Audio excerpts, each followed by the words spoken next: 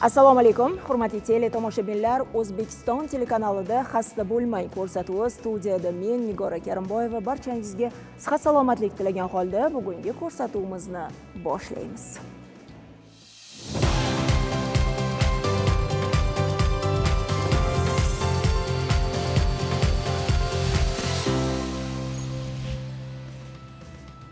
Bugun biz eshitish zaifligi va uni yechimlari haqida gaplashamiz. Statistik ma'lumotlarga qaraganda yer yuzi aholisining 6% ana shu muammodan aziyat chekadi. Xo'sh, eshitish qobiliyati zaif bo'lgan insonlar qanday qiyinchiliklarga duch keladilar? Eshitishdagi muammolarni bartaraf etish qanchalik muhim? Bugun shu va boshqa ko'pgina savollarimizga yurtimizdagi akustik eshitish markazi mutaxassislaridan javob olamiz. Assalomu alaykum. Xush kelibsiz. Sizlarni ko'rib turganimdan bag'oyatda xursandman. Marhamat, o'rningizni egallashingiz mumkin. Demak, bugungi ko'rsatuvimiz ekspertlari, eshitish moslamalari bo'yicha mutaxassislar Erkin Siddiqov, Adham Rahimov, Yo'ldosh Pirmatov, Abdurahmon Arslonov, otorinolaringolog surdologlar Tohir Nishonov, Mashhura Akromova.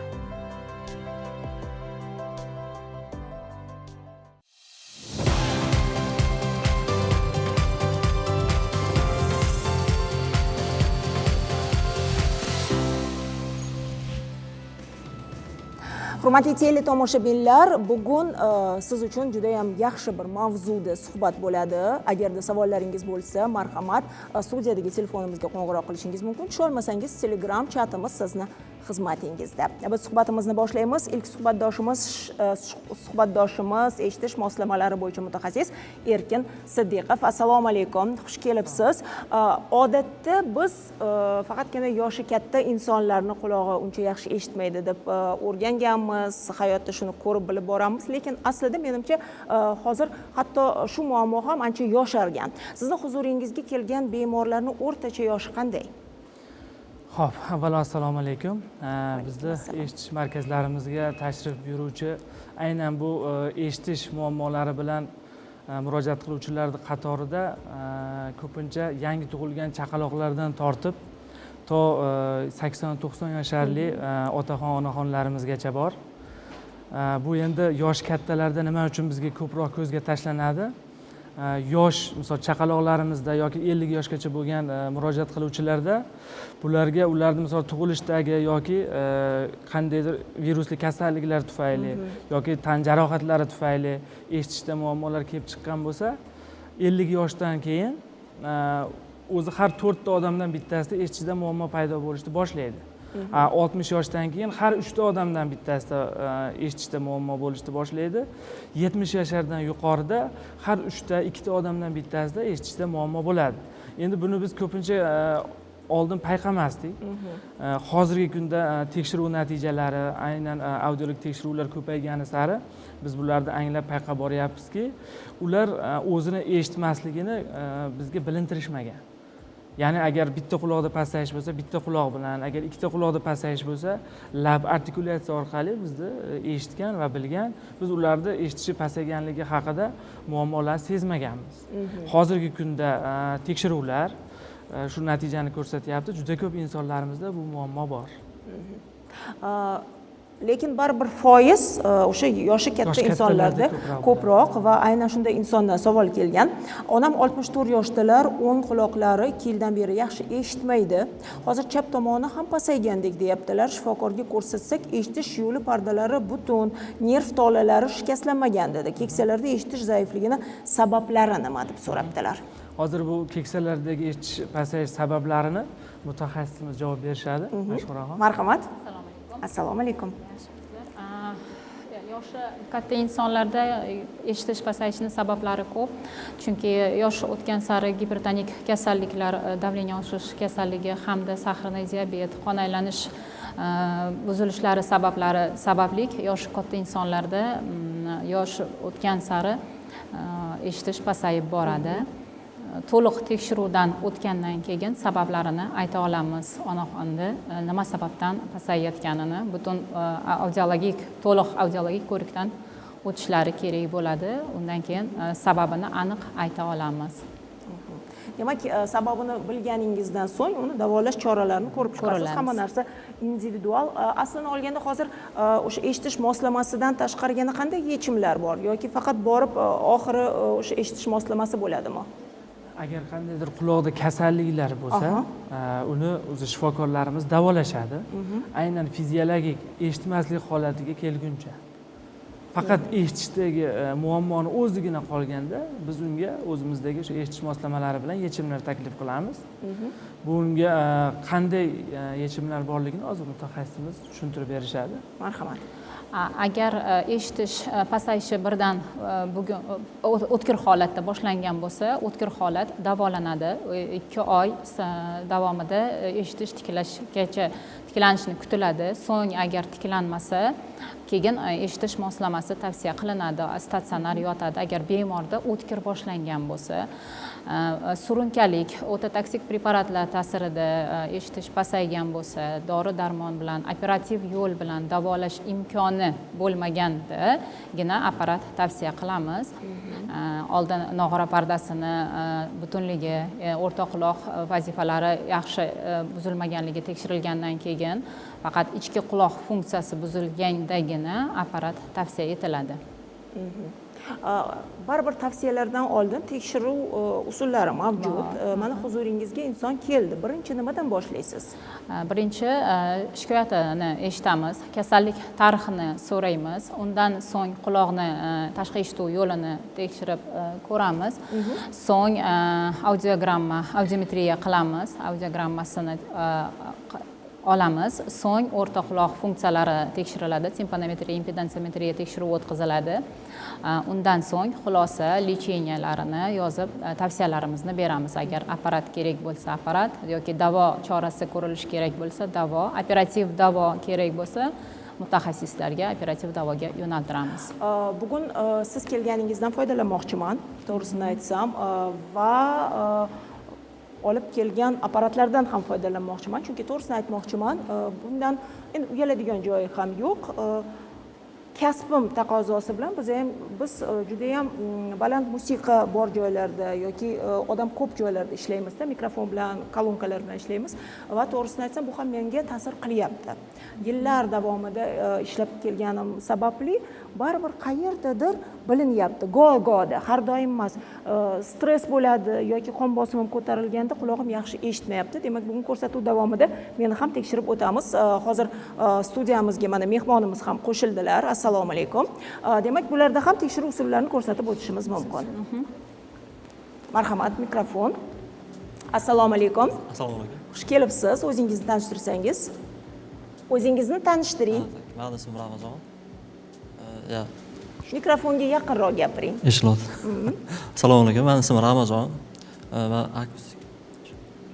Bemorimiz bizda 12 yoshdan beri davolanadilar, kelib turadilar. Biz 12 yoshlarida bularga eshitish apparati moslamasini taqqanmiz. Yoshligida suyak yemirilish kasalligi sababli bemorimizga o'ta toksik preparat qo'llanilgan. Shu preparat ta'sirida eshitishiga ta'sir qilgan, pasayib qolgan va bu bemorimiz har 6 oyda kelib bizda tekshirib turiladi, tekshirib turamiz, apparatlarimiz va kerak bo'lsa korreksiya qilinadi. Korreksiya qilib, lecheniya davolarini eshitishni ushlab turish maqsadida dori-darmonlar tavsiya qilib turamiz. Shu bemorimiz 12 yoshdan beri, mana 12 yoshdan keyin apparat taqqanlar doimiy ertalabdan kechgacha moslamada foydalanib yuradilar. Mana hozir aytib o'tdingizki, demak tug'ma emas, qaysidir preparatlar ta'sirida bo'lgan. Demak, o'sha yuqorida biz sanab o'tgan sabablarning ichida bu ham bo'lishi mumkin. O'ta toksik preparatlar bor. Antibiotiklarimiz bor, shu eshitishga ta'sir qiladigan, aminokislozid guruhiga kiradigan gentamicin, streptomicin, kanamicin degan dorilarimiz bor, amikotsin, neomicin degan. Shu preparatlar ayrim holatlarda shifokorlar tomonidan tavsiya etiladi. Infeksiyani davolash maqsadida va ular ichki quloqda to'planib, ichki quloqdagi nerv tolalarini ozgina zararlantiradi va shu sababli bemorlarda eshitish pasayishi kuzatiladi. Shu bemorimizda ham shu holat kuzatilgan. 12 yoshgacha yaxshi eshitganlar kasalligi sababdan dori-darmondan keyin eshitishlari pasaygan. Hozir necha yoshdasiz Ramazon? 25 yoshda. 25 yoshda. Demak, bu moslamalarga ancha ko'nikkansiz. Chunki o'rganib yoshligingizdan taqqan ekansiz. Menimcha, avvallari bu narsadan ko'pchilik uyalardi, lekin hozir texnika rivojlangani sababli bu narsaga ko'nikish osonroq kechyapti. Ya'ni yon atrofdagi sizni do'stlaringiz ham o'sha yoshligingizdan bunga ko'nikkan. O'zingizni qanday his qilasiz aynan apparat taqqanda? Sizga osonroq, to'g'rimi? Osonroq bo'lgan apparat taqqandan keyin, chunki okrujeniyada sinfdoshlar oldida, maktabda o'qiganda, или o'qishga kirgandan keyin pedagoglarni darsida o'tayotgani eshitishda hammasi yaxshi foydasi bordi. Ko'p foydasi tegan. Siz shifokor sifatida nima deya olasiz? Chunki mana hozir tekshiruvga kelganlar, demak, hozir ko'rsatib beramizmi tekshiruvlarini? Marhamat. Tak, shikoyatlarini Nimadan boshlaymiz? Quloqlarini ko'rishdan boshlaymiz. Apparatlaringizni yechib turasiz, Ramazon.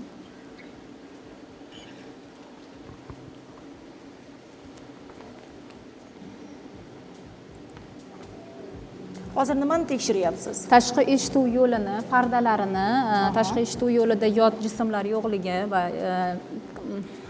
chirklar yo'qligini ko'ramiz.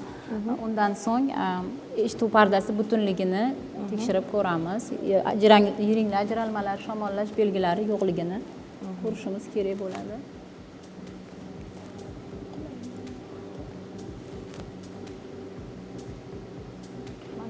Ko'rishingiz mumkin pardani.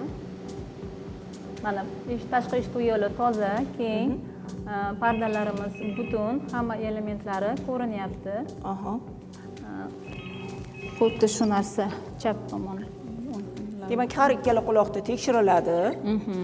Odatda ikkala quloq eshitish xususiyatini bir xil yo'qotadimi yoki har xilmi? Odatda agar eshitish pasayishi simmetrik, ba'zida nosimmetrik pasayishi mumkin. Bu sabablariga qarab, agar o'sma bo'lsa, boshqa bo'lsa, bir tomonlama bo'ladi. O'totoksik preparatlar ta'sirida bo'lsa, ikki tomondan bir xil pasayish kuzatiladi. Demak, shovqin ta'sirlarida, siz mana aytyapsiz, kasbim bilan bog'liq shovqinlarda, demak, simmetrik pasayadi. Yoshi katta insonlarda ham simmetrik pasayishi mumkin. Endi bu agar o'smalar yoki shamollashlar bo'lsa, yiringlar, ajralmalar, boshqa sabablarda bir tomonlama ketsa, unda bir tomonlama bo'lishi ham mumkin. Hozirgi zamonda bir tomonlama eshitish pasayganda ham eshitish apparatlarimiz bor. Hamkasblarimiz orada tushuntirib o'tishadi. Demak, navbatdagi tekshiruv yaxshi o'tdi. Bundan keyin yo'q, tashqi eshituv yo'lini tekshirib ko'rganimizdan keyin biz bu bolani eshitish darajasini aniqlaymiz. Eshitishni pasayishini har xil darajalari bor. Uni aniqlash uchun audiometriya yordamida audiogramma qilinadi.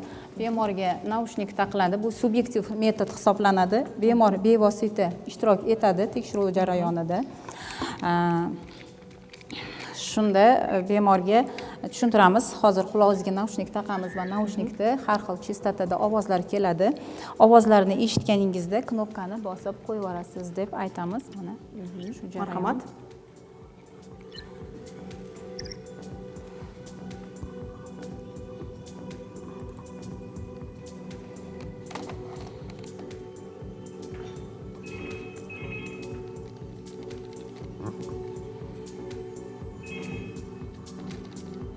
Aslında olganda onam bunday tekshiruvdan o'tkazganman, bunga guvoh bo'lganman, ko'rganman, lekin hech qachon o'zim o'tib ko'rmagan ekanman. Eshitish qobiliyatimni hech qachon tekshirtirmaganman.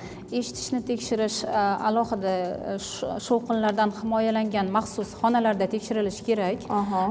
Endi bugun studiya bo'lgani uchun ozroq o'zgarishlar bo'lishi mumkin. Shunday mana bunday tekshirib boramiz.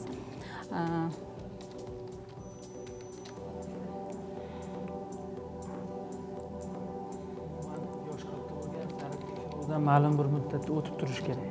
Yo'q, o'zi menimcha, endi bilmadim, o'zimni shaxsiy fikrimni aytmoqchiman. Bunday tekshiruvlarni bolalarimizda ham o'tkazishimiz mumkin. Chunki ba'zi hollarda bolalarimizda bo'layotgan yoki ota-onalarimizda bo'layotgan o'zgarishlarni biz his qilmay qolishimiz mumkin. Chunki hozir zamon juda shiddat bilan hamma tez ishlaydi, hamma o'z ishi bilan band, hattoki ba'zi hollarda farzandlarimiz bilan suhbatlashishga ham vaqt topa olmaymizda va bu muammoni o'tkazib yuborishimiz mumkin.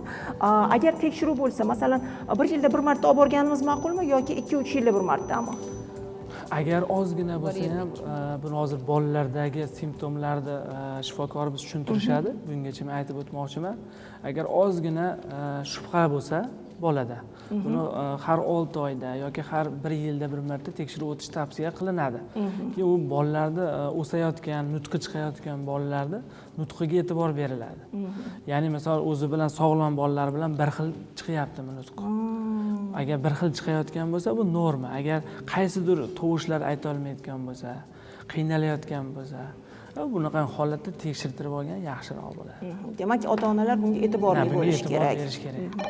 Bizda qo'ng'iroq bor, demak studiyaga ulanamiz. Marhamat, assalomu alaykum. Assalomu alaykum, yaxshimisizlar? Va alaykum assalom. Marhamat, o'zingizni tanishtiring va savolingizni yo'llang. Men Toshkent viloyati Oqqo'rg'on tumanidan bo'laman. Men savolim, men 60 ga kirdim. Mana shu salkam 6 oy bo'ldi, qulog'im yaxshi eshitmay qoldi. 10 qulog'imda. Lekin dadam rahmatli ham mana shu yoshga yaqinlashayotganda dadamning ham qulog'i shunaqa yaxshi eshitmay qolgan edi. Endi bu demak so'ramoqman, qizimda ham borda ozgina. Bu nimada o'tadimi, irsiyatdan yo'qmi? Avloddan avlodga o'tadigan joyi bormi? Shuni savol bermoqchi edim. Oldindan sizlarga katta rahmat. Qayerga murojaat qilmoqchiman? Mana shunaqa quloqim bilan qayerda uchrashsa bo'ladi? Sizlarga bir manzil aytib qo'ysangiz, men borib bir sizlarga uchrashmoqchi edim. Rahmat savolingiz uchun. To'g'risini aytsam, qulog'im yaxshi eshitmadi. Agarda savolni eshitgan bo'lsanglar, marhamat javob berishingiz mumkin. Mutaxassisimiz javob berishadi. Bu kasallik avloddan avlodga o'tishi mumkin. Masalan, bir ota-onadan hamma bolalarga emas, ba'zida qizlariga, ba'zida bolalarga o'tadi. Bu kasallik gendan o'tsa, buni asoratlari asosan yosh katta bo'lganda bilinadi. Buni hozircha faqat yechimi eshitish moslamasidan foydalanish. Demak, sizlarga murojaat qilsalar, yordam berishga harakat qilasiz. Albatta. Tashakkur. Tekshiruvlarimiz yakuniga yetdi. Marhamat, xulosasi bilan tanishtirsangiz. Agar qaraydigan bo'lsak, bu bolada mana suyakdan o'tkazuvchanlik ham, havodan o'tkazuvchanlik ham normadan pasaygan. Normada 8000 kHzgacha biz 20 detsibelda eshitishimiz kerak. Bemorimizda anglash qismlari mana 80, 90, 100 detsibelgacha tushgan. Angla qismi zararlangan bemorda. Shuning uchun bu bemorga biz eshitish moslamasini taqqanmiz. Eshitish moslamasi to'liq buni qoplab, normal eshitishni tiklab beradi. Bemor shu nima bilan, eshitish apparati bilan normada eshitadi. Tashakkur. Ramazon, bugun kelganingiz uchun sizga katta rahmat demoqchiman. Chunki bizni ko'rib turgan teletomoshabinlar o'rtasida aynan shunday muammoga duch bo'lgan insonlar bor. Hamma ham bu moslamani taqis kelmaydi, to'g'risini aytaman. Lekin bugun sizni ko'rib, balki qaysidir darajada sizdan ilhomlangan holda o'z eshitish qobiliyatini tiklash uchun, o'ziga o'zi yordam berish uchun ham menimcha insonlar murojaat qilishni boshlashadi. Katta rahmat, marhamat, sizni studiyadan kuzatib qo'yamiz. Tashakkur. Davom ettiramiz. Ana endi eshitish moslamalari haqida suhbatlashsak, ular qayerda? Demak, juda ham har xil, xilma-xilini olib kelibsiz bugun studiyaga. Zamonaviylarini ko'ryapman, hattoki quloqning ichiga taqilganda ko'rinmaydiganlari ham bor menimcha. Keling, teletomoshabinlarimizni tanishtirib o'tsak, mana shu moslamalar bilan.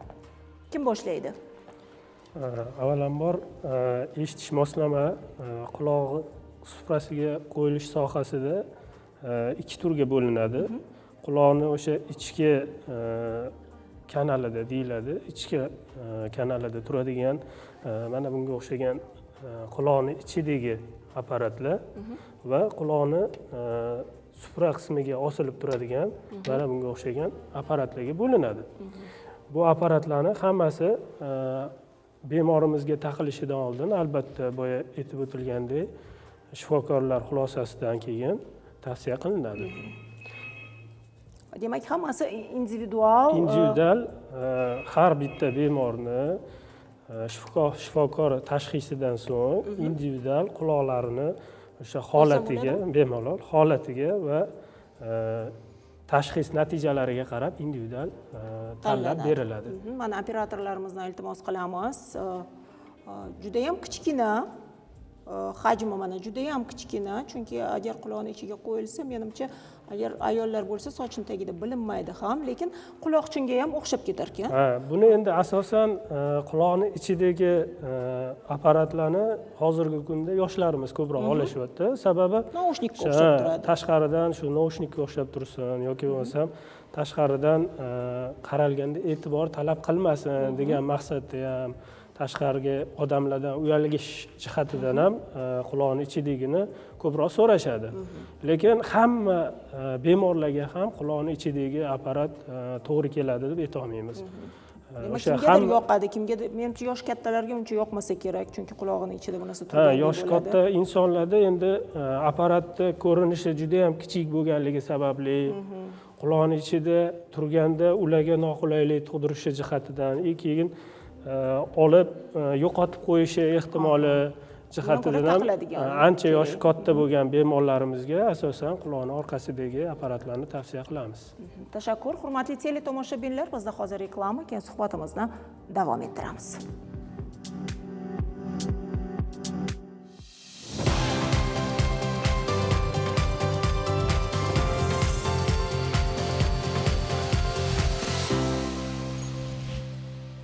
Eshitishda muammo bormi? Akustik eshitish markazi bu siz izlagan yechim. Biz eshitish pasayishiga qarshi zamonaviy texnologiyalar asosida yordam beramiz. Markazlarimizda shinam va qulay sharoit, zamonaviy kompyuter uskunalari va aniq tekshiruv qurilmalari mavjud. Sizni o'z ishining ustalari bo'lgan tajribali mutaxassislar kutmoqda. 100 dan ortiq raqamli eshitish moslamalari ko'rinmaydigan quloq ichiga yoki quloq ortiga joylashadigan variantlar orqali har bir mijozga shaxsiy yondashuv, aniq o'lchov va moslashtirish bilan xizmat ko'rsatamiz. Barcha mahsulot va xizmatlar kafolatlangan. Bugungi kunda 20 dan ortiq filialimiz bor. O'zbekiston bo'ylab viloyat markazlarida, Qoraqalpog'iston Respublikasi va Toshkent shahrida 7 ta manzilda faoliyat yuritamiz. Endi eshitishdagi muammoingizni kechiktirmang. Eng yaqin filial bilan bog'laning va hayotingizdagi tovushlarni qayta eshiting.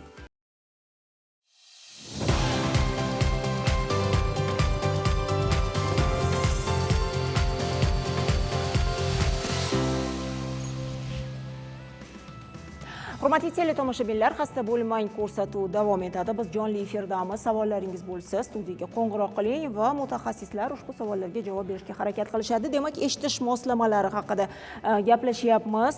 Bularni ko'rdik. Yana qandaylari bor? Bular ham eshitish moslamalarimi? Marhamat. Avvalambor hammaga assalomu alaykum. Xo'p, hozir ya'ni mana bugungi kunda zamonaviy raqamli texnologiyaga ega bo'lgan eshitish moslamalari mavjud. Bular hammasi insonga individual tanlanadi, ya'ni insonning eshitish darajasiga va uni xohishiga, uni yoshiga va xulosiga bog'liq va hayot tarziga ham bog'liq hisoblanadi. Chunki hammada har xil, bir xil insonlar uyda o'tiradi, bir xil insonlar ishlaydi, aksini hayot tarzini o'tkazadi.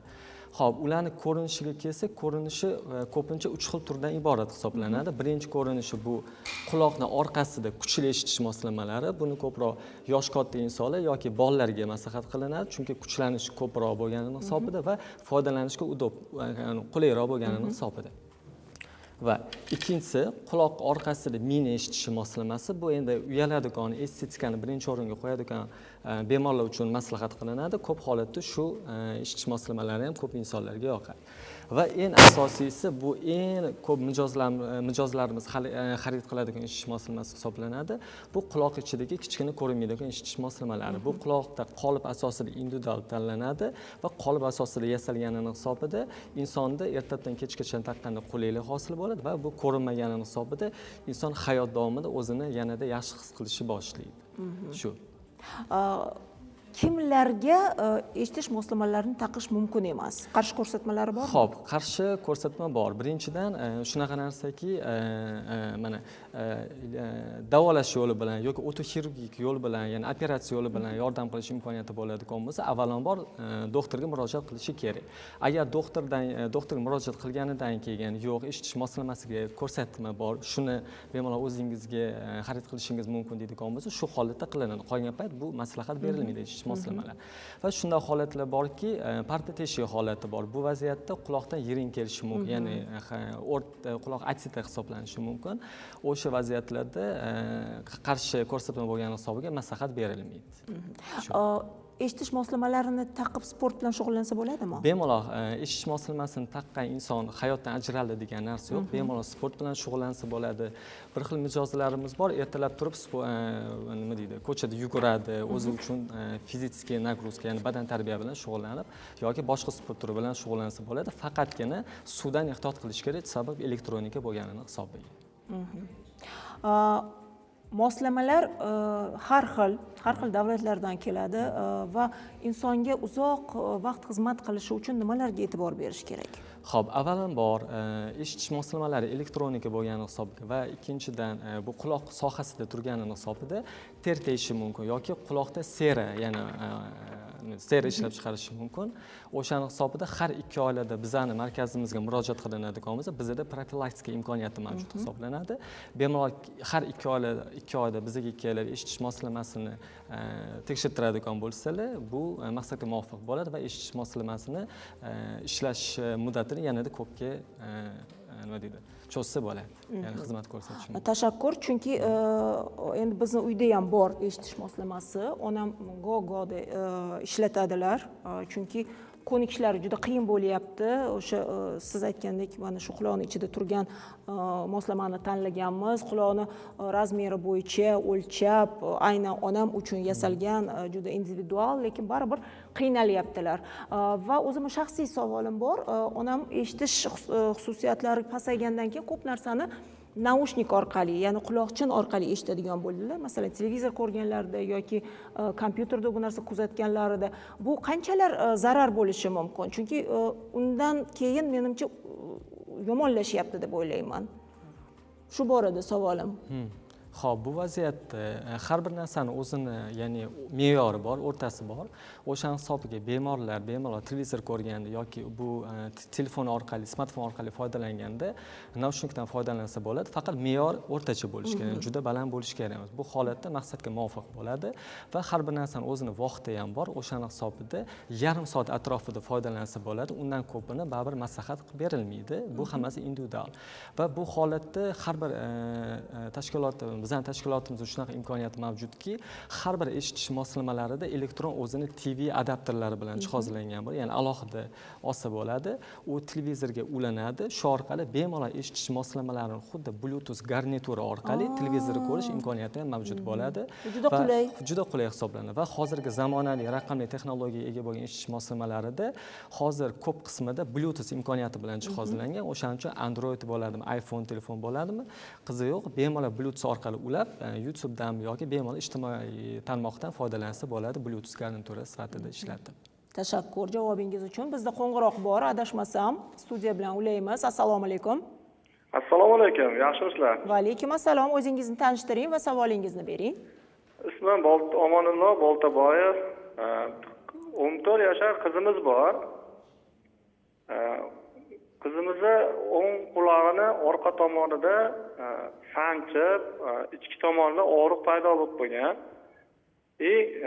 Keyin shovqin ham bor. Yaqinda davolatdik, baribir shovqin pasaymadi. Eshitish qobiliyati ham yaxshi emas. Shu bo'yicha maslahat olmoqchi edik. Tashakkur. Hozir mutaxassislarimiz javob berishadi. Marhamat. Assalomu alaykum. Assalomu alaykum. O'zi keyingi savolim Tohir aka sizga edi. Agar savollarni to'g'ri tushungan bo'lsam, demak, quloqlarida shomolash bo'lgandan keyin eshitishlari pasaygan bo'lsa kerak, qizlarini tekshirib ko'rish kerak. Menimcha yordam bera olamiz. Ko'pincha shomolashdan keyin ma'lum bir vaqt, taxminan 3 haftagacha eshitish pasayib turgan bo'lishi mumkin.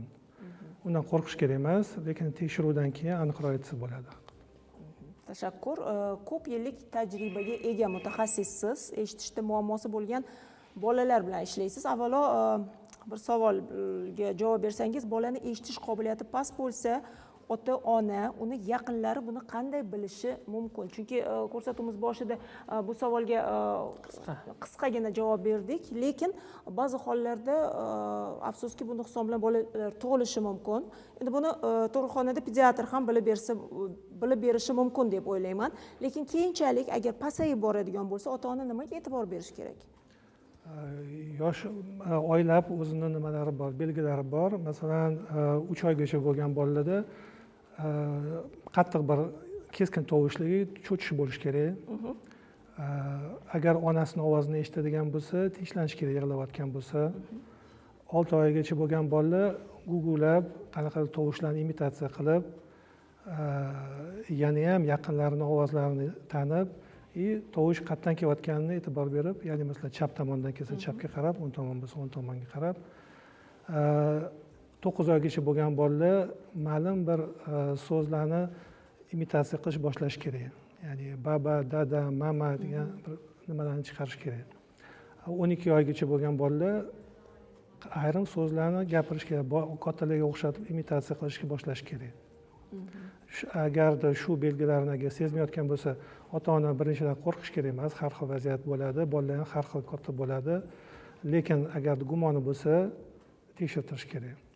Yaxshiligi hozir yangi skrining programmasi bor O'zbekistonda. Ko'p roddomlarda tekshiradi, qanaqadir bir ikkilanish bo'lsa, keyin o'sha mutaxassislarga jo'natish mumkin. Qanchalar vaqtli bilsa, shunchalik ko'proq yordam bera olamizmi bolalarga? Albatta. Demak, vaqt rol o'ynaydi. Juda ham katta rol o'ynaydi. Agarda masalan bola kar bo'lib tug'ilgan bo'lsa, iloji boricha 6 oygacha harakat qilib, agarda eshituv moslama yordam bermasa, koklear implant qo'yish kerak. Asosiy sabab nimadaligini ham so'ramoqchi edim, chunki mana Ramazonda qandaydir dori vositasiga reaksiya bo'lgan va eshitish pasaygan. Yana qanday sabablari bor bolalarda? Bolalarda 3 ta guruhga bo'lsa bo'ladi, ya'ni tug'ilishdan oldin, tug'ilayotgan payti, tug'ilishdan keyin bo'lgan muammolar. Tug'ilishdan oldin eshitish pasaygan bo'lsa, asosan bu nasl rol o'ynaydi bu yerda. Ikkinchidan torch infeksiya. Torch infeksiya bu platsentadan o'tishi mumkin bo'lgan infeksiyalar. Bu qaysi infeksiyalar? Tokosoplazma, sitomegalovirus, bu asosiy. Undan tashqari, yana masalan parvovirus bor. U kamroq odamlar biladi bu narsalarni. Eski viruslar, lekin gripp masalan kirmaydi u viruslarga. Ya'ni masalan, agar homiladorlik payti gripp bo'lib qolsa, onasi qo'rqmasligi ham mumkin, ko'pincha u bolaga o'tmaydi bunaqa viruslar. Ikkinchidan, tug'ilayotgan paytida bu kritik payt hisoblanadi. Agarda qiyin tug'ilgan bo'lsa, gipoksiya bilan tug'ilgan bo'lsa, yoki tug'ilgandan keyin reanimatsiyaga tushib yoki masalan sarg'ayib, bilirubini oshib ketgan bo'lsa, bu ham quloqqa ta'sir qilishi mumkin bo'lishi mumkin. Ishchiga. Tug'ilgandan keyin masalan Ramazonga o'xshab o'ta toksik dorilar, ayrim og'ir kasalliklar, masalan meningitlar ta'sirini o'tkazgan bo'lishi mumkin. Travmalarchi? Travma kichkina bolalarda bo'lishi ehtimoli kamroq, lekin tug'ilayotgan paytida agarda bir qanaqadir qiyinroq tug'ilib, kuch bilan agar chiqarishgan bo'lsa, travma ta'sir qilishi mumkin. Tashakkur. Muxlisimizdan kelgan savol bor. 3 yoshli qizimning nutqi yaxshi rivojlanmayapti. Logopedda shug'ullanadi, ammo kutilgan natijani ola olmayapmiz. Eshitish darajasini tekshirish uchun Lor shifokoriga yo'llanma berishdi. Hali ko'rikka borganimiz yo'q. Nutqni noto'g'ri rivojlanishida eshitishni ham ahamiyati bormi? Juda ham katta ahamiyati bor. Bu asosiy omillardan biri, chunki eshitish markazlari bular nutq markaziga ulangan markaz, juda ham yomon joylashadi. O'shaning uchun agarda bola yaxshi eshitmaydigan bo'lsa, nutqiga ta'sir qiladi. Bir xillada shunaqa bo'ladi, bilinar bilinmas qanaqadir bir ta'sirini o'tkazgan bo'lsa, ota-ona ko'pincha ikkilanadi. Bir eshitadi, bir eshitmaydi deb ko'pincha bizga shunaqa murojaat bilan keladi, shikoyatlar bilan. Agarda ikkilanish bo'lsa, balkim uy sharoitida aniqlash qiyin bo'lishi ham mumkin. O'shaning uchun tavsiya qilardim, agarda gumoni bo'lsa, hozir imkoniyatlar ko'p. Deyarli hamma viloyatlarda rayonlarda ham bor imkoniyat, o'shaning uchun tezroq tekshirtirib qanaqadir bir choralarni ko'rish kerak. Yuqorida aytganimizdek o'sha vaqtni ham ta'siri bor menimcha, chunki 3 yoshli qizga balki vaqtliroq e'tibor berilib, vaqtliroq olib borilganda, tili chiqqanda balki boshqacha chiqardi, to'g'rimi? 3 oygacha bo'lgan bu eng muhim payt. Agarda oldin bolalar, hamma bolalarda e'tibor bergan bo'lsa kerak, 1-2 yoshgacha ayrim so'zlarni gapirib, 3 yoshda tez gapirish so'zlari ko'payib ketadi. Chunki boshda nutq markazi bor, eshitish markazi bor. Shu ikkita markaz 3 yoshgacha eng kuchli rivojlanish bo'ladi. Undan keyin uni rivojlanishi sekinlashadi. Keyin choralarni ko'rish kech bo'ladi deb aytolmayman, lekin samarasi kamroq bo'ladi. Muxlislarimizdan qo'ng'iroqlar bor. Marhamat, assalomu alaykum. Assalomu alaykum. Va alaykum assalom. O'zingizni tanishtiring. Xo'ja. Pensionerman, shu quloq eshitish qobiliyatimda sal sustlashib qoldi. Jonli efirda uchun shu narsani o'zimda tekshirish va shunaqa chiqarish uchun sizlarga savol bilan chiqdim. Shu 22-25 gacha ko'taryapman-da, televizor ovozini. Nima qilsam bo'ladi? Nima berasiz? Qulog'imni yuvdirsam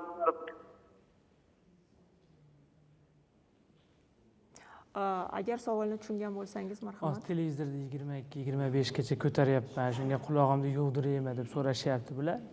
Bular o'zlariga o'sha eng yaqin bo'lgan lor shifokorga murojaat qilib ko'rish kerak. O'sha haqiqatdan ham quloq kanallarini hozir Ramazonni tekshirib ko'rsatishdi-yu. Xuddi ana shunday tekshiruvdan o'tsa, agar quloq kanal toza bo'lsa, keyin ularni audiolog yoki surdologga yo'llanma beradi. Audiolog, surdologlar audiogramma ikkinchi tekshiruvni o'tkazadi. U yerdagi natijaga qarab turib, keyin bularga maslahat bersa bo'ladi. Tashakkur javobingiz uchun. Endi mana muxlislarimizdan yana savollar bor. Nevaram qo'l telefonidan ko'p foydalanadi. Uni quloqqa zarari yo'qmi? Qo'l telefoni qanday foydalanishga bog'liq-da. Agar ko'p musiqa eshitsa, quloqchin orqali ko'pchilikka bu boshida yoqadi. Baland musiqalar, hozirgi estrada musiqalarimizda bas va tovushlar juda kuchli. Bu odamni mast qilib qo'yadi-da. Hali 140-120 desibelga qo'yib eshitishadi. Bu boshida odamga yoqadi. Keyin vaqt o'tgan sari u charchatib boradi. Lekin buni eshituv tizimi yoki eshituv organlari charchayotganini o'zi sezmaydi. Bu narsa borib haqiqiy misol muloqotda nutqni pasayishiga olib keladi. O'shaning uchun agar quloqchinda ko'p musiqa eshitib, baland tovushlarda eshitayotgan bo'lsa, bu aniq qulog'iga zarar. Agar yo'q, quloqchinsa shunday o'zini ko'rsa, ko'ziga zarar. O'shaning uchun hamma tomonlama baribir me'yorda ushlagan yaxshi. Tashakkur. Eshitish moslamasini taqib yurishni tavsiya qilishdi. 1 yildan oshdi taqayotganimga. Uni qancha vaqtda almashtirish kerak? Kim javob beradi? Marhamat. Eshitish moslamasini asosan o'rtacha 5 yil 6 yil mobaynida ishlaydi. Bizning endi akustik korxonamiz 1 yil kafolati bilan eshitish moslamalarini beradi. Asosan apparatlar suvdan, terdan qo'rqqanligi sababli ularni suvdan, terdan ehtiyot qilsa 5-6 yildan ham ko'proq ishlayotgan bemorlarimizni kuzatyapmiz. Asosan o'rtacha 5 yil, 6 yil ishlatiladi. Yaxshi holatda ishlatsa, undan ham ko'proq ishlatishi mumkin. Bu moslamalarni ham parvarish qilish kerakmi? Tozalash? Albatta, bu moslamalarni bizani o'sha har bitta tumanlarimizda joylashgan filiallarimizga 2-3 oy mobaynida olib borib, profilaktika ishlarini olib borish kerak. Chunki o'sha apparatda quloqchinlari, kanallari, yo'llarida har xil kirlar kirib qolishi mumkin yoki bo'lmasam apparat nosoz holatda bo'lishi mumkin. Shu maqsadda apparatni olib borib ko'rsatishsa, buni tozalab, ko'rib, yana soz holatga keltirib beramiz. Tashakkur. Qulog'im yaxshi eshitmayapti. Qulog'imga sera yig'ilgan ekan, uni yuvib olishni tavsiya qilishdi. Yuvdirsam qulog'im yaxshi eshitadimi? Yuvdirgandan so'ng agar eshitish tiklanmasa, albatta audiolog, surdolog shifokorga bizga murojaat qilsalar eshitishlarini tekshirib, agar darajasiga qarab biz tavsiyalarimizni beramiz. Zararlangan yoki zararlanmaganini, eshituv nervlari va eshituv tolachalari bor. Nerv tolachalarimiz shular zararlanmaganligini aniqlaganimizdan keyin, to'liq nima sababdan eshitish tiklanmaganini topganimizdan keyin yechimini ayta olamiz.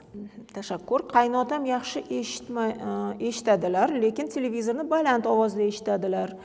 Pasaytirsalar yaxshi anglolmayapman deb aytadilar. Bu nima bo'lishi mumkin? Yoshlari 63 da. Demak, hayotda o'zlari yaxshi eshitarkanlar, lekin televizorni baland ko'rarkanlar. Bu yosh katta bo'lgan sari har bir misol 30 yoshdan keyin har 10 yilda odamlarda chastotniy eshitish oralig'i qisqarib boradi. Masalan, yosh bolalarda 22 kilogertsgacha chastotani eshitadi. 30 yoshdan keyin shu narsa qisqarib, misol 50-60 yoshga borgandan keyin misol 6 kilogertsga tushib qoladi. Bu nima beradi? Misol uchun qancha chastotniy oralig'ida kengroq eshitsa odam, elektronniy zvukmi yoki boshqa bir jihozni ovozimi, ko'chadagi tovushmi anglash osonroq bo'ladi. Endi chastotniy oraliq qisqargandan keyin mana shuni anglash qiyin bo'lib qoladi. Endi misol televizorlarda yoki musiqa qurilmalarida bular elektronniy tarzda hosil bo'ladi tovush, qaysidir chastota oraliqlarda. Bu chastota oralig'i bilan eshitish chastota oralig'i bir-biriga mos kelmay qoladi. Ana shuni hisobiga tushunarsiz tovush ko'payib ketadi.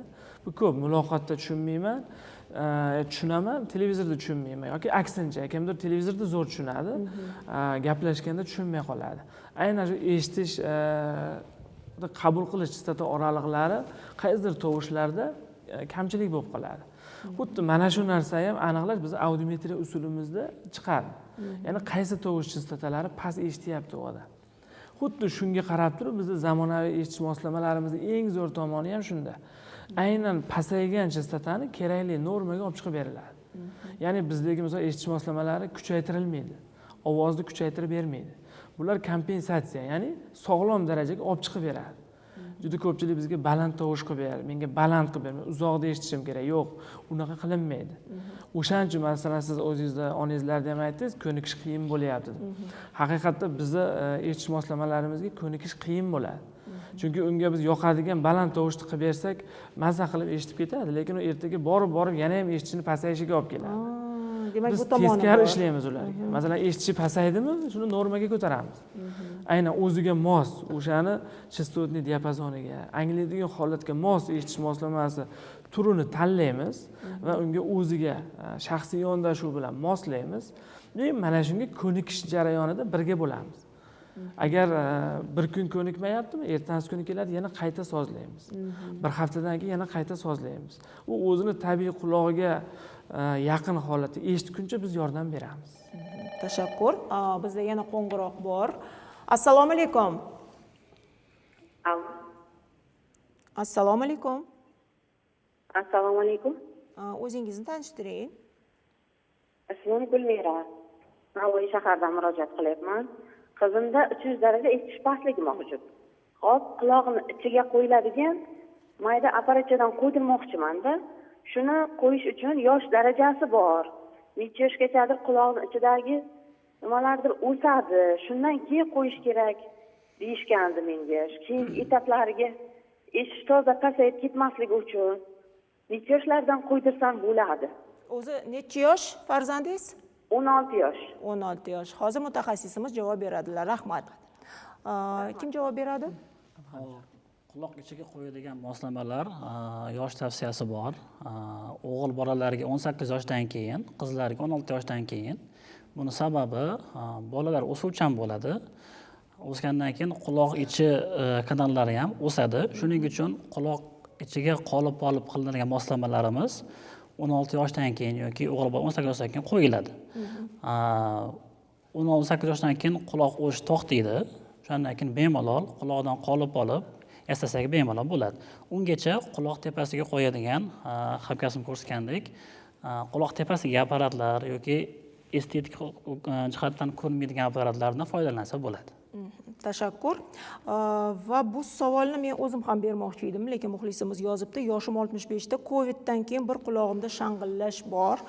Qulog'imga apparat ham taqdim, yordam bermayapti. Nima maslahat berasiz? Chunki aynan Coviddan keyin hammamizda har xil o'zgarishlar ro'y berdi. Organizmni har xil joylariga ta'sir qildi bu kasallik. Bularga nima bilan yordam berishimiz mumkin? Shovqinga qarshi eshitishlarini endi birinchi shovqin sababini aniqlashimiz kerak. Endi Coviddan keyin qolgan bo'lsa, boshqa yana shovqinga olib keladigan juda ko'p sabablar bor. Sabablarini ko'rganimizdan keyin bizni korxonamizda tinnituslik apparatlarimiz mavjud.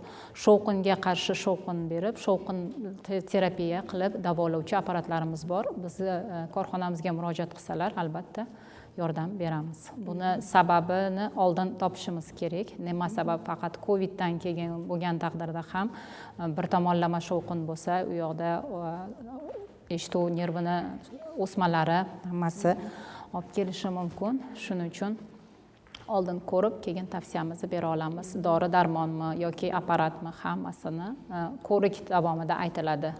Chunki sababi juda ham ko'p. Bir sabab bo'lganda edi, uni biz masalan shuni to'g'ri, chunki shovqin har xil kasalliklarni har xil kasalliklar, qo'shimcha kasalliklarini ham ko'rib, unga qarab xulosa qilib ayta olamiz. Qon bosimi oshganda ham bo'lishi mumkin. Bosim turli xil kasalliklar. Juda ham ko'p. Bir shovqin har xil kasalliklarda bo'ladi.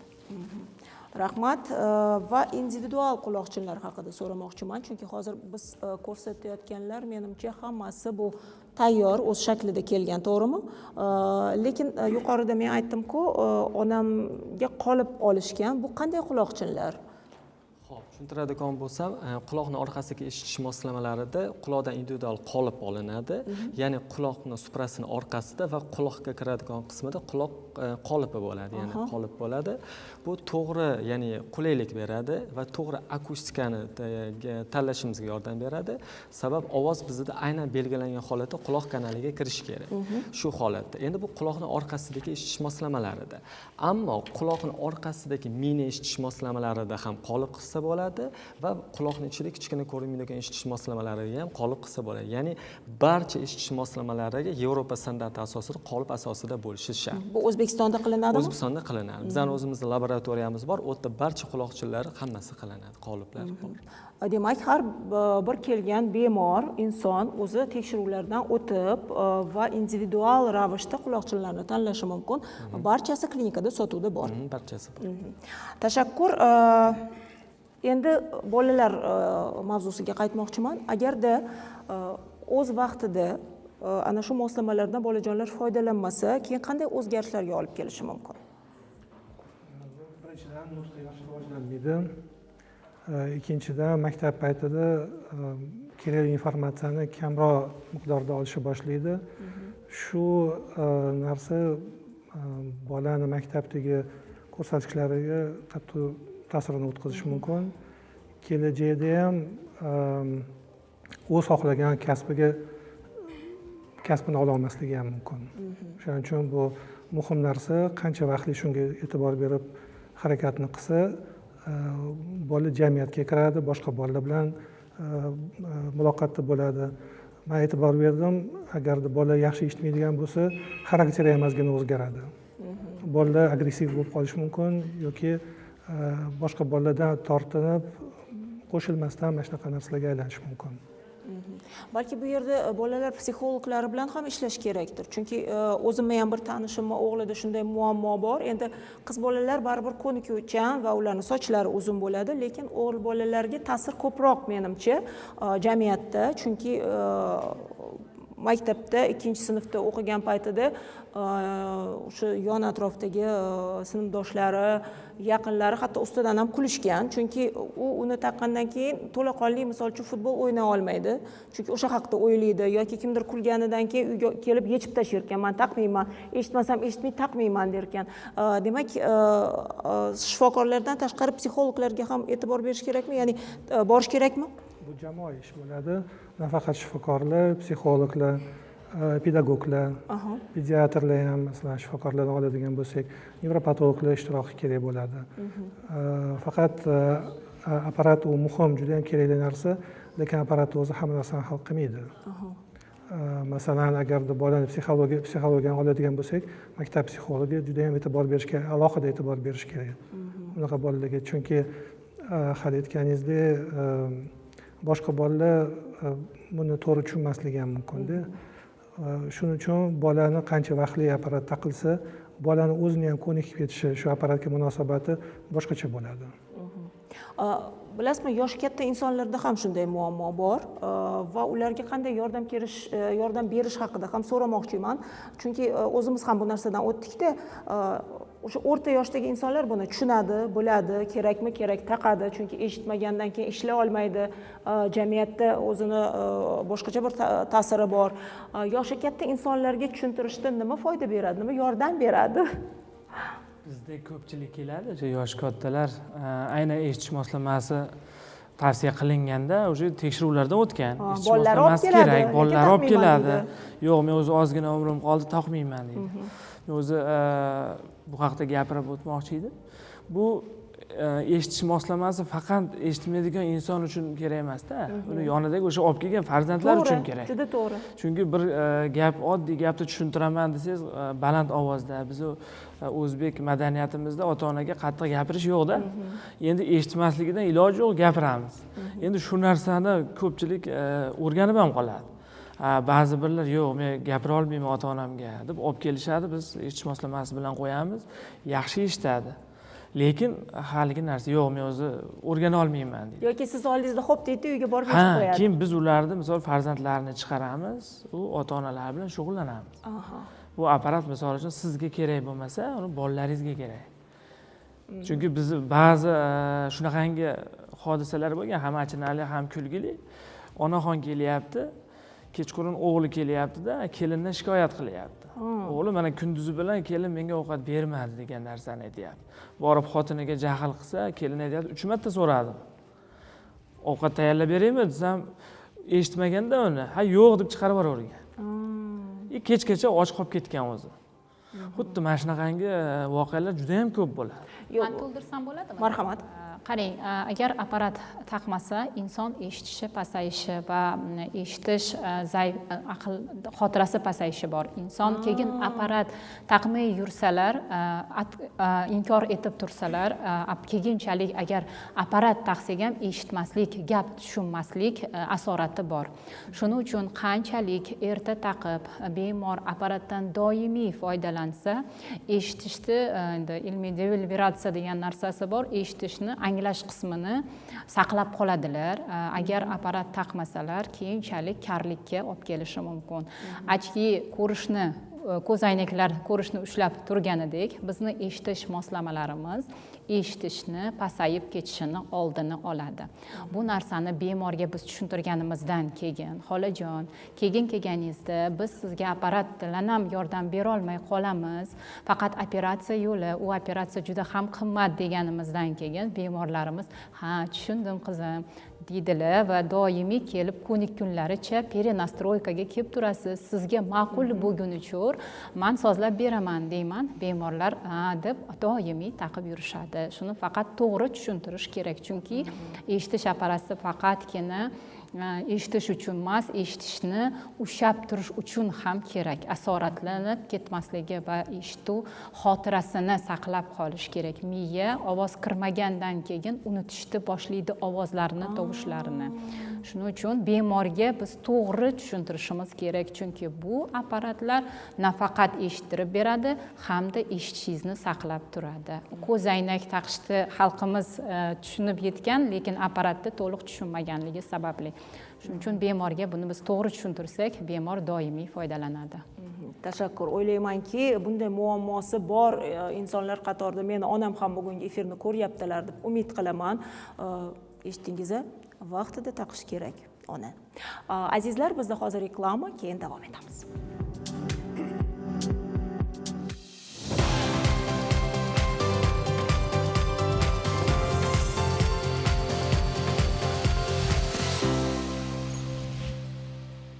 Eshitish moslamasini taqishdan uyalasizmi? Yaqinlaringiz bilan gaplashishda qiynalyapsiz-ku, ammo bu haqda hech kim bilmasin deysizmi?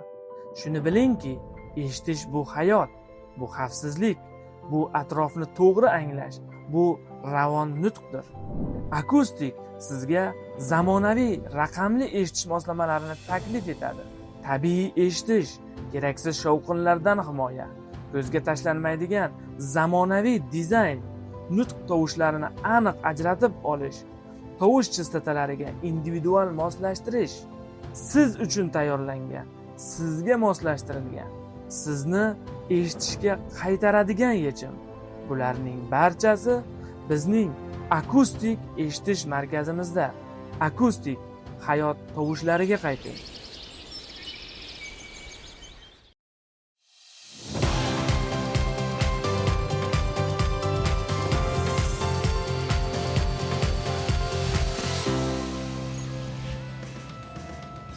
Xasta bo'lmang, ko'rsatuv davom etadi va sizdan kelgan savollar: ko'p asabiylashaman, bu quloq eshitishim pasayishiga sabab bo'lishi mumkinmi? Albatta, ta'sir qilishi mumkin. Endi hozirgi zamonda hamma yoq stressga bog'liq. Eshitishni sog'lom inson ham har 1 yilda 6 oyda tekshirtirib tursa maqsadga muvofiq bo'ladi. Vaqtida aniqlansa, vaqtida choralari ko'rilsa, eshitishni saqlab qolish ancha keng bo'ladi. Demak, tashqi faktorlardan o'sha shovqin, stress, dorilar, o'ta toksik preparatlar, davleniyamiz, masalan, qon bosimimizni doimiy ushlab turishimiz kerak, virusli infeksiyalarni vaqtida davolashimiz kerak. Shularni oldini olishda tavsiya chunki biz bo'ladi, immunitet bilan. Nima bilandir kasallansak e'tibor bermaymizda, amal shamollashga o'tib ketadi deymiz, lekin o'sha qulog'imizga o'z ta'sirini o'tkazishini, ko'zimizga o'z ta'sirini ko'rsatishini biz bilmaymiz, chunki bu oddiy insonlar shifokorga borib buni bilgunga qadar vaqt o'tib ketadi. Demak, mana shu ko'rsatuvdan keyin hurmatli teletomoshabinlar, agarda qulog'ingiz yaxshi eshitmayotgan bo'lsa yoki qulog'ingizda qandaydir o'zgarishlar sezsangiz, albatta shifokorga murojaat qiling. Katta yoshda eshitish qobiliyatini tiklash mumkinmi? Buvijonim yaxshi eshitmayaptilar, yoshlari 72 da yoki apparat taqishlari kerakmi? Buni birinchi tekshirib ko'rish kerak, chunki har xil holatlar bo'ladi. Eshitish pasayib ketdi, shu bilan qaytarib bo'lmaydi degan gap yo'q. Ayrim kasallikni davolasa bo'ladi. To'g'ri, afsuski, ayrim kasalliklarni davolash hozircha usullari yo'q, shunga apparat taqiladi. Tashakkur. Otoskleroz eshitish qobiliyatini pasayishiga sabab bo'lishi mumkinmi? Albatta, otoskleroz bu jamiyatimizda ko'p uchraydigan kasallik, nasliy kasalliklarga kiradi. Lekin har doim ham bu qanaqadir bir buvilarida balkim bo'lgan bo'lishi mumkin. Yo ko'pincha bu eng birinchi sabablaridan yosh, o'rta yoshlikdan eshitish pasayishini. Lekin yaxshiligi otosklerozni davolash usuli bor. Agar operatsiya xirurgiya yo'li bilan davolasa, eshitishini deyarli to'liq tiklash mumkin. Tashakkur. Bitta qulog'im yaxshi eshitmaydi, ikkinchisiga ham o'tishi mumkinmi? Yo'q, unaqa ssenariy yo'q, lekin kasallikning turiga bog'liq. Ayrim kasalliklar faqat bitta quloqqa ta'sir qiladi, boshqalari ikkinchi quloqqa. Uni bilish uchun murojaat qilsa, tekshirib bera olamiz. Ko'rsatuvimiz asta-sekin o'z poyoniga yetyapti, lekin bir necha daqiqamiz bor va sizdan iltimos qilmoqchi edim. Farzandlarni endi qo'liga olgan, endi katta qilayotgan oilalarimiz bor, chunki hali qachon nimaga e'tibor berishni bilishmaydi. Shularga o'z tavsiyalaringizni aytib o'tsangiz. Hali aytib o'tganimdek, yaxshiligi bizning davlatda skrining sistemasi yo'lga qo'yildi. Demak, tug'ruqxonadan chiqishdan oldin ko'p ota-onalar biladi, xabari bor. Qancha vaqtliroq harakat qilsa, shuncha reabilitatsiya yoki agarda ayrim kasallikni masalan agarda 1 yoshdan keyin davolab bo'lmaydigan bo'lsa, 1 yoshgacha davolash mumkin. Maslahatim bolalarga e'tiborliroq bo'lsin. Agar qanaqadir bir gumoni bo'lsa, murojaat qilsin tezroq. Chunki kelajagi uchun, bolaning kelajagi uchun eshitish ham juda ham muhim narsa. Tashakkur. Va kasb borasida yana ta'kidlab o'tmoqchiman, chunki juda ham ko'p kasblarda aynan eshitish qobiliyatini pasayishi kuzatiladi. Nafaqat biz san'atkorlarda, balki o'qituvchilarda, bog'chada ishlaydigan muallimlarda. Mana shu insonlar, ular qatorida men ham borman. Nimalarga e'tiborli bo'laylik? Tushib ketmasligi uchun.